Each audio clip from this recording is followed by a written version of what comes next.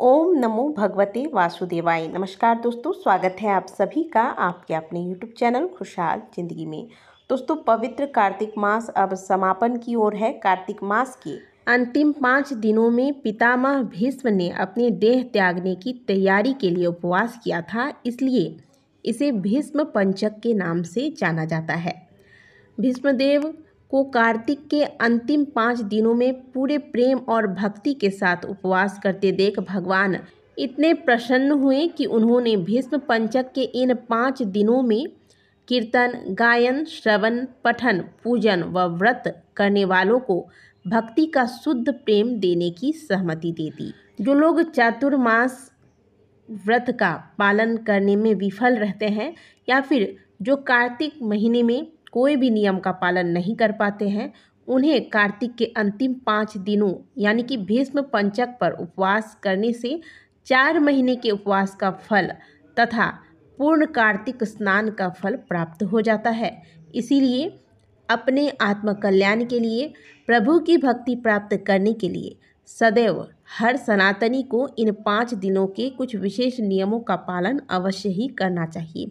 मात्र 5 दिनों में आप चातुर्मास स्नान का फल प्राप्त कर सकते हैं। साथ ही कार्तिक महीना, जो कि भगवान विष्णु का प्रिय महीना माना गया है, जिसमें किए गए पूजा पाठ, जप तप, कीर्तन व दीपदान इत्यादि से पूरे साल भर में किए गए पूजा पाठ का 16 गुना अधिक फल प्राप्त होता है।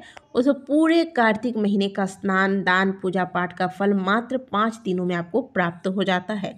इससे सुंदर अवसर आपको और क्या मिलेगा। इसीलिए इस अवसर का लाभ अवश्य उठाएं। ये मत सोचें कि इस बार रहने देते हैं, अगली बार कर लेंगे। दोस्तों, जब आपको अवसर मिले तब जितना हो सके उतना आपको अपने स्वयं के कल्याण के लिए प्रयत्नशील रहना चाहिए। तो चलिए जानते हैं कार्तिक मास के अंतिम 5 दिनों में आपको क्या करना है ताकि आपको पूर्ण कार्तिक स्नान का फल प्राप्त हो सके। कार्तिक मास का सबसे पहला नियम होता है स्नान का। तो इन 5 दिनों में, किन 5 दिनों में? कार्तिक शुक्ल पक्ष की जो एकादशी तिथि है, यानी कि देव उठनी एकादशी से लेकर कार्तिक पूर्णिमा वाले दिन तक आपको प्रातःकाल ब्रह्म मुहूर्त में उठना है और ताज़े ठंडे पानी से स्नान करना है।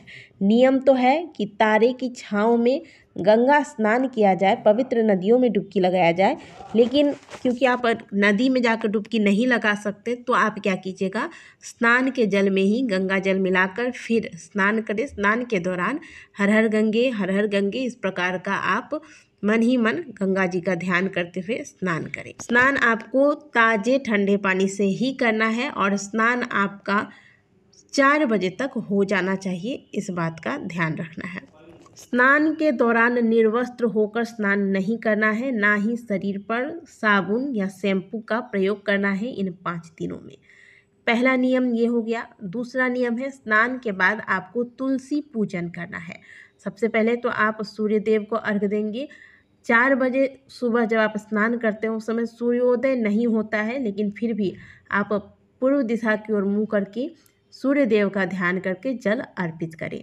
इसके बाद तुलसी जी को जल चढ़ाएंगे, तुलसी की 7 परिक्रमा करेंगे, दीपदान करेंगे। इन 5 दिनों में नियम बना लीजिए कि प्रतिदिन आप 5 घी के दीपक तुलसी जी के समक्ष लगाएंगे, यानी कि दीपदान करेंगे।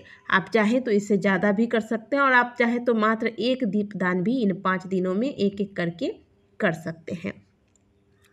तो स्नान के बाद सूर्य देव को अर्घ्य देना है, तुलसी जी को जल चढ़ाना है, दीपदान करना है। फिर आप 7 परिक्रमा तुलसी जी की करके वहीं थोड़ी देर भगवान के नाम का कीर्तन करें। इसके बाद आप अपने घर में जो भी आपकी प्रतिदिन की पूजा है वो पूजा कर लें। भगवान विष्णु को तुलसी दल, पुष्प इत्यादि अर्पित करें। कार्तिक महात्म्य के कथा को श्रवण करें। ये हो गया दूसरा नियम। तीसरा नियम, इन 5 दिनों में आप भूमि शयन करें। यदि भूमि पर नहीं सो पा रहे हैं तो आप जिस बिस्तर पर सोते हैं इस पर से गद्दा हटा दीजिए, पतली सी चादर बिछा लीजिए, फिर आप इस पर सोएं। ये हो गया तीसरा नियम। चौथा नियम, इन 5 दिनों में शरीर पर तेल नहीं मलना है, ना ही बालों में तेल लगाना है, तेल का प्रयोग नहीं करना है आपको। इसके अलावा जो नियम है वो है, इन 5 दिनों में आपको दलहन चीज़ें यानी कि मूंग, मसूर, चना, अरहर, जो भी दाल है, इन दालों का सेवन नहीं करना है। प्याज, लहसुन, फूल गोभी, बैगन इत्यादि का प्रयोग भी नहीं करना है। अगर आप 5 दिनों में व्रत रखते हैं तो आप सूर्यास्त से पहले एक बार मीठा भोजन कर सकते हैं, और अगर व्रत नहीं रखते हैं तो बिना व्रत के भी आप ये 5 दिनों का नियम ले सकते हैं।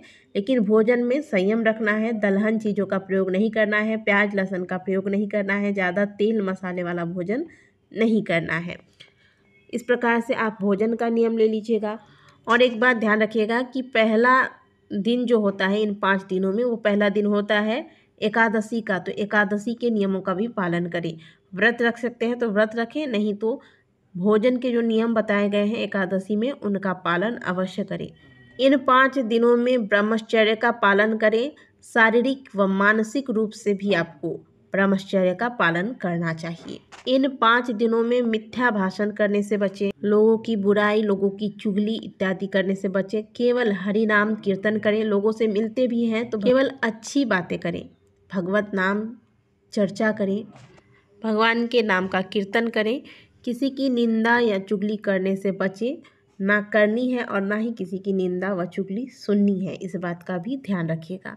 तो इस प्रकार से इन नियमों का पालन करें और दीपदान जितना हो सके पवित्र नदियों के पास जाकर दीपदान करें, तुलसी के नीचे दीपदान करें, आंवले के वृक्ष के नीचे दीपदान करें, पीपल या वट वृक्ष के नीचे दीपदान करें। इस प्रकार से जो भी देव वृक्ष है इन स्थानों पर दीपदान करें।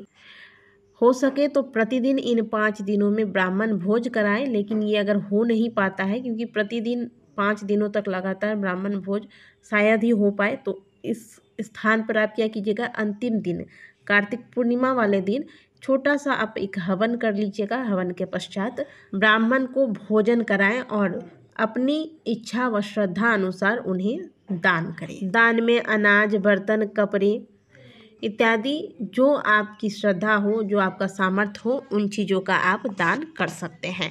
तो इस प्रकार से इन 5 दिनों में इन नियमों का पालन करके आप 5 दिन, एक बार फिर से बता देती हूँ, कार्तिक शुक्ल पक्ष की एकादशी, देव उठनी एकादशी से लेकर कार्तिक पूर्णिमा तक यह नियम आपको करने हैं।